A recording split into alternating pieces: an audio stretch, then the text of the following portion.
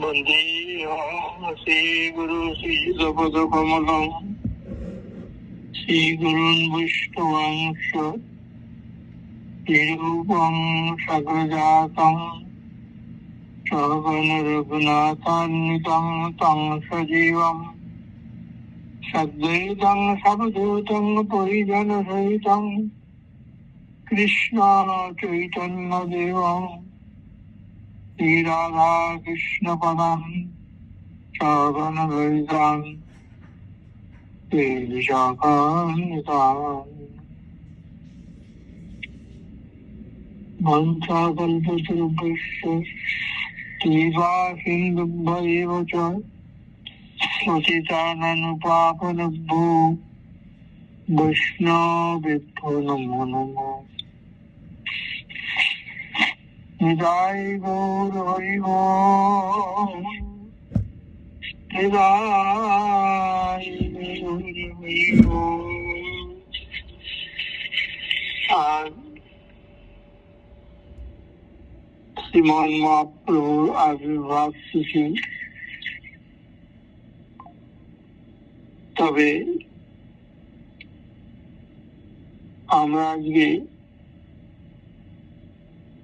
মহাপ্রভুর যে পার্শ্বদগণ আছেন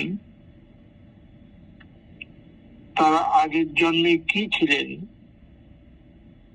এখন কি হলেন, সেই সম্বন্ধে আমরা একটু আলোচনা করব। কৃষ্ণ অবতারে বৃন্দাবনে বা রামলীলার চরিত্র, আর চৈতন্য অবতারে চরিত্র, দুটোর পাশাপাশি বলবো। শ্রীকৃষ্ণ এই জন্মে হলেন দ্বাপর যুগে ছিলেন শ্রীকৃষ্ণ অবতার, আর কলিযুগে শ্রীকৃষ্ণই হলেন শ্রী চৈতন্য মহাপ্রভু, যা আজকে তার আবির্ভাব তিথি। 539 বছর আজকে মহাপ্রভু 39 বছর। যখন বাটায় কাজ করতাম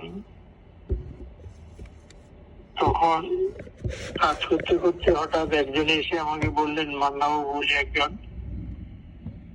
চৈতন্য রিসার্চ ইনস্টিটিউটে, সে আমাকে বলছে, প্রভু কালকে ইন্দ্রধনু সিনেমার পাশে আমরা সকলে জড়ো হব, আপনি থাকবেন।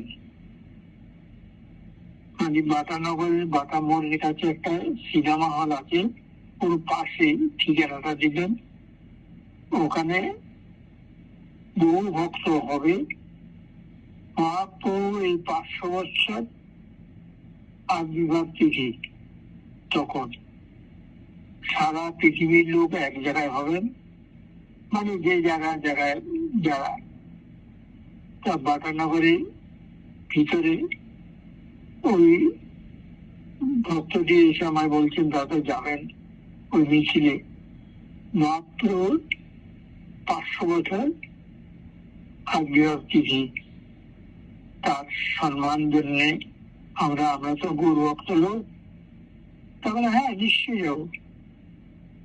তারপর আমরা সেখানে গেলাম, গিয়ে দেখলাম হাজার হাজার লোক। তারপরে ওই দলের মধ্যে গেলাম। তা তখন ছিল 500 বছর, আজকে এখানে বসে আছি 39 বছর হয়ে গেল। এই টিভিতে, ইস্কন মঠে, সব জায়গায় লেখা আছে 539 বছর হলো। তো মনে ভাবছি সেদিন মিছিলে যোগ দিলাম, এর মধ্যে 39 বছর হয়ে গেল। মানে ভাবতে পারছি না এত তাড়াতাড়ি। সেই বলছি মানুষের দিন যে কত তাড়াতাড়ি এগিয়ে যায়, পুজো মানুষই। যাই হোক, আমরা কৃষ্ণ অবতারের কথা আর চৈতন্য অবতারের কথা বলব। শ্রীকৃষ্ণ দ্বাপর যুগে হয়েছিলেন শ্রীকৃষ্ণ, এই কলিযুগে সেই কৃষ্ণই হলেন শ্রী চৈতন্য মহাপ্রভু। আর বলরাম দ্বাপর যুগে, এই কলিযুগে হলেন নিত্যানন্দ প্রভু। আর শিব শিব হলেন এই কলিযুগে অদ্বৈতাচার্য। আর শ্রীকৃষ্ণের পিতামহ মহান নাম হলো, শ্রীকৃষ্ণের পিতামহ ঠাকুরদাদার নাম হলো প্রজন্য। এইবার হলেন শ্রীহট্টের, কলিযুগে শ্রীহট্টের উপেন্দ্র মিশ্র, চৈতন্য মহাপ্রভুর পিতামহ। শ্রীহট্টে জেলায় থাকেন, তার নাম উপেন্দ্র মিশ্র। আর শ্রীকৃষ্ণের পিতামহী মানে বাবার মা, শ্রীকৃষ্ণের বাবার মা, তার নাম হলো বলিয়সী। এই কলিযুগে নাম হলো কলাবতী, শ্রী চৈতন্যের পিতামহী। বুঝতে পারছো, শ্রী চৈতন্যের পিতামহী। আর দ্বাপর যুগে শ্রীকৃষ্ণের মা হলেন যশোদা, এই কলিযুগে হলেন শ্রী সতী দেবী। দ্বাপর যুগে নন্দ মহারাজ শ্রীকৃষ্ণের পিতা। এবার হলেন কলিযুগে জগন্নাথ পুরন্দর। বুঝতে পারছি, জগন্নাথ পুরন্দর। আর কলিযুগে দ্বাপর যুগে ছিলেন শ্রীকৃষ্ণের স্তনযাত্রী, স্তন পান করিয়েছিলেন কে? তার নাম হল অম্বিকা। এই কলিযুগে হলেন মালিনী, শিবাসের পত্নী। শিবাসের পত্নীর নাম হলো মালিনী। আগের জন্মে ছিলেন শ্রীকৃষ্ণের স্তনযাত্রী। এবার কলিযুগে হলো শিবাসের পত্নী মালিনী দেবী। আর দ্বাপর যুগে শ্রীকৃষ্ণের উচ্ছিষ্ট ভুজি কে ছিলেন? উচ্ছিষ্ট ভুজিকে খেতেন কিলিম্মিকা। কিলিম্মিকা এই কলিযুগে হলেন নারায়ণী, বৃন্দাবন দাসের জননী। মানে যিনি চৈতন্য ভাগবত লিখেছেন তার জননী হলেন নারায়ণী দেবী, যেটা বলছিলাম আগে, বলছিলাম সেই নারায়ণী দেবী এই বৃন্দাবন যিনি চৈতন্য ভাগবত দিচ্ছেন তারই মা। আর লক্ষ্মী ছিলেন, লক্ষ্মী মা ছিলেন এই জন্মে এই কলিযুগে সেই লক্ষ্মী হলেন চৈতন্যের প্রথম পত্নী লক্ষ্মী দেবী। প্রথম বিয়ে করেছিলেন না লক্ষ্মী দেবীকে, আগের জন্মে সেই লক্ষ্মী এই জন্মে হয়েছেন চৈতন্যের প্রথম পত্নী। আর দ্বিতীয় পত্নী হলেন শ্রীমান মহাপ্রভুর দ্বিতীয় পত্নী কে বিষ্ণুপ্রিয়া দেবী। আগের জন্মে কে ছিলেন? আগের জন্মে ছিলেন কে?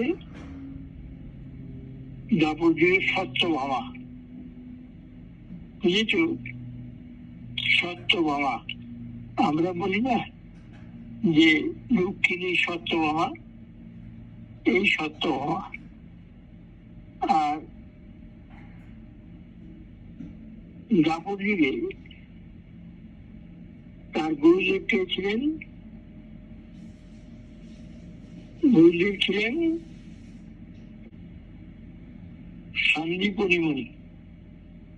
সন্দীপনী মুনি এইবার হলেন কেশব ভারতী, সন্ন্যাস দিয়েছেন না।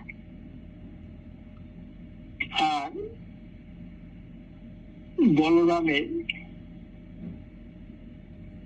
বলরামের দুই পত্নী ছিল। দুজন পত্নীর নাম দাপর যুগে ছিল বারুণী ও রেবতী, এই দুই স্ত্রী। আমরা সেই মন্দিরে গেছিলাম যে 84 ক্রোশ পরিক্রমায়। ওখানে আমাদের ওই ব্যাগ হারিয়ে গেছিল, কাপড়ের ব্যাগ। বলরামের দুই পত্নী বারুণী ও রেবতী। আর এই কলিযুগে সেই বারুণী রেবতী হলেন কে? বসুধা ও জাহ্নবা, নিত্যানন্দের দুই পত্নী। মনে রাখবে, নিত্যানন্দের দুই পত্নী বসুধা জাহ্নবা। আগের জন্মে ছিলেন বারুণী ও রেবতী, বলরামের দুই পত্নী। বুঝেছ? আর হনুমান ত্রেতা যুগে ছিলেন কে? হনুমান। এই কলিযুগে কি নাম হলেন?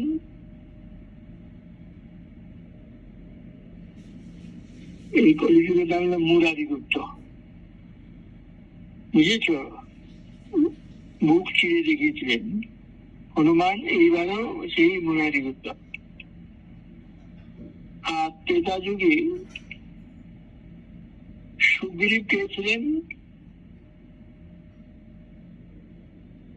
হনুমান সুগ্রীব এরা তো বানর জাতি ছিলেন। এই সুগ্রীব কলিযুগে হলেন গোবিন্দানন্দ, মহাপ্রভু পার্ষদ গোবিন্দানন্দ। আর বিভীষণ কে ছিলেন? রাম লীলা চরিত্রে বিভীষণ ছিলেন রামচন্দ্রপুরী। রামচন্দ্রপুরী এই গৌর পার্শ্বদ ছিলেন। আর বেদব্যাস দাপর যুগে ছিলেন বেদব্যাস, যিনি ভাগবত লিখেছেন। তিনি হলেন কে? বৃন্দাবন দাস ঠাকুর। তিনি এই কলিযুগে চৈতন্য ভাগবত লিখেছেন। বুঝেছ? এটা মনে রাখতে হবে। কৃষ্ণ অবতারে বৃন্দাবনে বা রামলীলা চরিত্রে এগুলি পড়লে জানা যায়। উদ্ধব দাপর যুগে ছিলেন উদ্ধব, এই কলিযুগে হলেন চৈতন্য অবতারে পরমানন্দ পুরী। এগুলি মনে রাখবে, এগুলি পড়বে। হ্যাঁ, এগুলো পরমানন্দ পুরী। আর ইন্দ্রজুম্ন রাজা, ইন্দ্রজুম্ন রাজা যিনি জগন্নাথের ছিলেন, এই মন্দির নির্মাণ করেছিলেন ইন্দ্রজুম্ন মহারাজ। তিনি এই কলিযুগে হলেন রাজা প্রতাপ রুদ্র। আর বৃহস্পতি আগের জন্মে ছিলেন বৃহস্পতি, এই জন্ম হলেন বাসুদেব সার্বভৌম। আর দাপর যুগে অর্জুন, এইবার হলেন কে? কলিযুগে রায় রামানন্দ। আর সুবাহু এবার হলেন উজ্জানন দত্ত, নিত্যানন্দের ভক্ত উজ্জানন দত্ত। আর শ্রী রাধা, শ্রী রাধা কে ছিলেন? দাপর যুগে শ্রী রাধা, এই কলিযুগ হলেন গদাধর পণ্ডিত। আর বিশাখা, বিশাখা হলেন কে? দাপর যুগে অশ্বসখীর মধ্যে রাধা রানীর অশ্বসখীর মধ্যে বিশাখা, এই কলিযুগ হলেন, তার নাম স্বরূপ গোস্বামী। রায় রামানন্দ, স্বরূপ দামোদর, এই স্বরূপ গোস্বামী বিশাখা। আর বিরাজুজি, যিনি গোপীদের শ্রীকৃষ্ণের নিকট নিয়ে যেতেন, বিরাজুজি, এই গোপী শ্রীকৃষ্ণের কাছে নিয়ে যেতেন কে? বিরাজুজি। এই জন্মে এই বিরাজুজি হলেন কে? শিবানন্দ সেন, কবি কর্ণপুরের পিতা শিবানন্দ সেন। আমরা এই 64 গ্রন্থের মধ্যে সকালে প্রভাতী গীতের শিবানন্দ সেন, ইনি হলেন কাজের জন্য দাপর দিয়েছিলেন বিরাজুচি গোপী। আর মধুমতি যে গোপী ছিলেন, মধুমতি হলেন এই কলিযুগের নরহরি সরকার। বলে না, আরতি করে নরহরি, বন্ধ পুষ্প করে ধরি, আরতি করে নর। এই হলে আগের জন্য মধুমতি, তার নাম সখী। এই জন্যে পুরুষ, এখানে মহিলা হবে না, এখানে নরহরি সরকার। আর রূপমঞ্জুরি, আগের জন্য রূপ মঞ্জুরি অশ্বসখীর মধ্যে, এইবার হলেন সেই রূপ মঞ্জুরি হলেন রূপ গোস্বামী। হ্যাঁ, ওই যে রূপ সনাতন বলে না, এরা কিন্তু সখী ছিলেন রূপ মঞ্জুরি। আর রচি মঞ্জুরি বা লাবণ্য মঞ্জুরি, আগের জন্য অষ্টসখীর মধ্যে এরা ছিলেন রচি মঞ্জুরি, লাবণ্য মঞ্জুরি। এরা এই কলিযুগে হলেন সনাতন গোস্বামী, মনে রাখবে। আর অনঙ্গ মঞ্জুরি, অনঙ্গ মঞ্জুরি কি হলেন? দাপর যুগে অনঙ্গ মঞ্জুরি এইবার হলেন গোপাল ভট্ট। আর বাঘ লেখা ও কলাকেলি রাধার দুজন দাসী ছিল, বাঘলেখা ও কলাকেলি রাধার দুজন দাসী। এবার হলেন কলিযুগে মহাপ্রভু পার্শ্বদ সিকি মাইতি ও তার ভগিনী। ওই যে না, ওই যে আচার পাঠাতো সারা বছরে সিকি মাইতি আর তার ভগিনী দাসী। আর শৈরিন্দ্রী মথুরায় কৃষ্ণপ্রিয়া। শৈরিন্দ্রীর নাম শুনেছ? ওই যে কুবজা সুন্দরী কাছে গেছে না, কুজিয়ে গেছে শ্রীকৃষ্ণের অঙ্গ লেপন করে দেবেন বলে, কোথায় যাচ্ছ ও সুন্দরী? পিঠে কুজ। বলছে, আমি যাচ্ছি মথুরা রাজা কংসে, তাকে লেপন করছে, তাকে অঙ্গ লেপন করি, আমাদের রোজ ডিউটি। তখন কৃষ্ণ বলছেন, তুমি ওই কংসের অঙ্গ লেপন না করে আমাদের অঙ্গে লেপন করো। কৃষ্ণ শৈরিন্দ্রী কুজা চেয়ে দেখছে, আহা কি সুন্দর চেহারা, মুখখানা কি লাগে, এসো তোমাকে তেল মর্জন করে দিই।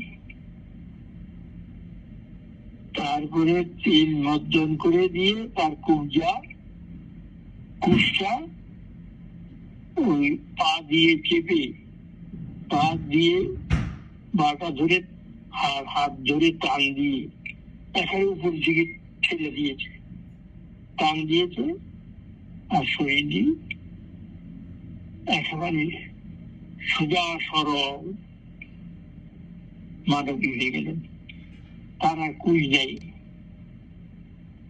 এই শরীরটি এবার হলেন, এই কলিযুগ হলেন সেই যেমন পুরী কাশী মিশ্র। যে কাশী মিশ্র বলে না যে আমরা কাশী মিশ্রালয়ে যাচ্ছি, মানে ওই যে কথাটা বলে না, গম্ভীরা যাচ্ছি। গম্ভীরায় মহাপ্রভু 18 বছর ছিলেন এই কাশী মিশ্রালয়ে। এই কাশী মিশ্রালয়ে 18 বছর ছিলেন তিনি। এবার হলেন, কি বললাম, এবার তিনি হলেন পুরীর কাশী মিশ্র। দাপর যুগে ছিলেন শৈরেন্দ্রী মথুরার কৃষ্ণপ্রিয়া। কৃষ্ণ ওনাকে বিয়ে করেছিলেন, তবে কুবজাকে। কিন্তু বিয়ে করলে কি হবে তা থাকতে পারেনি। তখন বলছে, ঠিক আছে, তোমার সঙ্গে আমার দেখা হবে। কোথায়? কলিযুগে। এই কলিযুগে এই গম্ভীরা মন্দির কাশী মিশ্রালয়, ইনি হয়েছেন সেই কুবজা পুরী কাশী মিশ্র। তবে এটা বহু পুরনো কথা, এগুলি জেনে রাখতে হবে। এগুলি শাস্ত্রে লেখা আছে, গ্রন্থে লেখা আছে এগুলি একটু মিথ্যা নয়, শাস্ত্রে লেখা আছে। তুমি অনেকদিন ধরে আমাকে বলে আসছো এরা আগের জন্মে কে ছিল, আগের জন্মে কে ছিল। আমি বললাম যে পরে বলবো। সব কথা কি মনে থাকে? তা আমি সংরক্ষণ করে এখন মনে পড়লো, সব তোমাকে আমি বললাম। আরো আছে অনেক। মহাপ্রভুর চৈতন্য লীলার তো শেষ নেই। এরাই দাপর যুগে ছিল, এবার পরিযুগে তারাই এসেছে। এরাই তারাই এরা। অতএব তোমার বহু দিনের আশা ছিল আগের জন্মে এরা কে ছিল, এই জন্মে কে হলো তারা। আমি বলবো বলেছি, তোমাকে অনেকদিন ঘুরিয়েছি, বলতে পারিনি। আজকে তোমাকে বললাম, তবে তুমি একটা সংরক্ষণ করে রেখেছ, আমাকেও শোনাবে। আচ্ছা, আজকে এই পর্যন্ত বিশ্রাম করছি। অন্যদিন আবার হরি কথা বলবো। হ্যাঁ, আজকে এখানে থাক।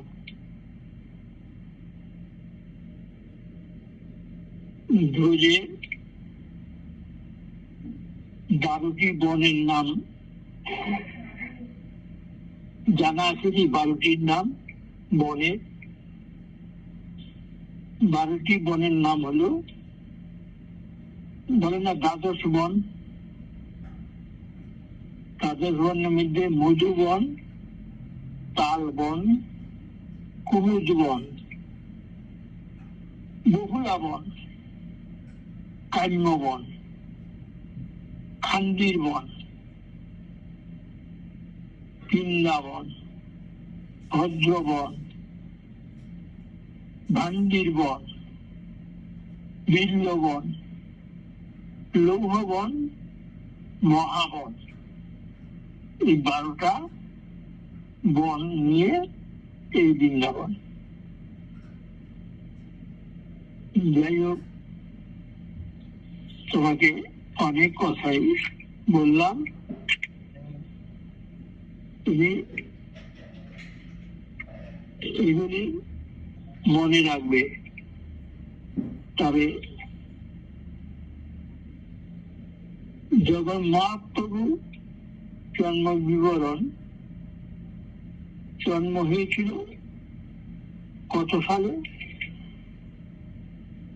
18ই ফেব্রুয়ারি 1486 সাল। আজকে হলো কত? 25 সাল। হ্যাঁ, 2025 সাল, 1925। হ্যাঁ, তখন ছিল 18ই ফেব্রুয়ারি। আজকে হলো কত তারিখ? আজকে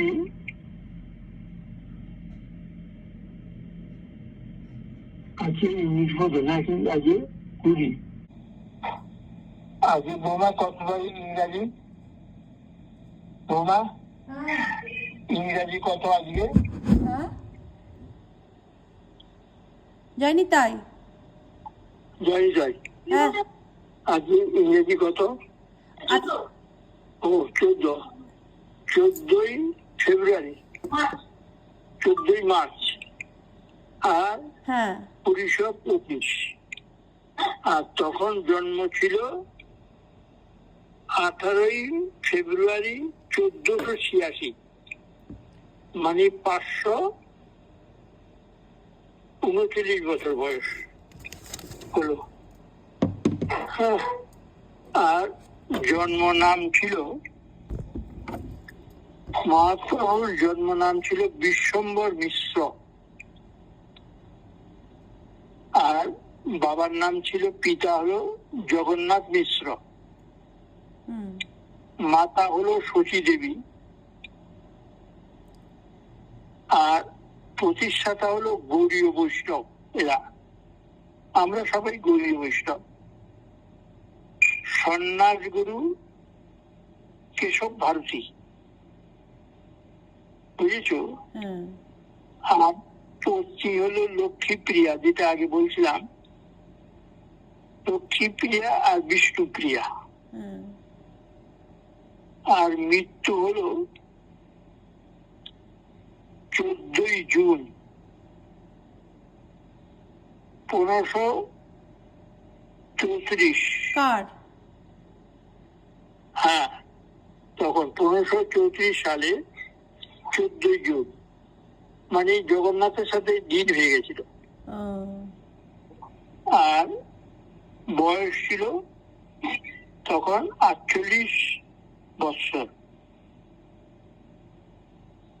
24 বছর সন্ন্যাস নিল, 24 বছরের ভিতরে 18 বছর ওই গম্ভীরা ছিলেন, 18 বছর, আর 18 বছর ছিলেন 6 বছর বৃন্দাবন, আর 6 বছর নানান দেশ, দাক্ষিণাত্য অমুক সেখানে সেখানে ঘুরে সব হরিনাম প্রচার করেছে। এই মহাপ্রভু জন্ম বৃত্তান্ত যতটুকু পাই অতটুকু তোমাকে বললাম। হ্যাঁ আর বজরং বলি জন্ম বৃত্তান্ত বলি। বজরং বলি জন্ম বিবরণ হলো অবতার, শিবের অবতার। ওই হনুমান বলি না, বজরং বলি হনুমান শিবের অংশ। শিবের অবতার। হ্যাঁ জন্মস্থান হলো কোথায় বলতো? তোমার ওটা হচ্ছে কিষ্কিন্ধা। এই বলতে পারছি এতদিন, কিষ্কিন্ধা। পিতা হলো হচ্ছে তোমার মাতা হচ্ছে কেশরী নন্দন হচ্ছে পিতা, আর মাতা নাম হচ্ছে তোমার অঞ্জনা। অঞ্জনা, বাহ। পিতা হলো কেশরী পবনদেব, হ্যাঁ মাতা অঞ্জনা। ভাই হলো কে? ভাইয়ের নাম তো বলতে পারবো না, আপনি এখানে হনুমানকে একা হয়েছিল।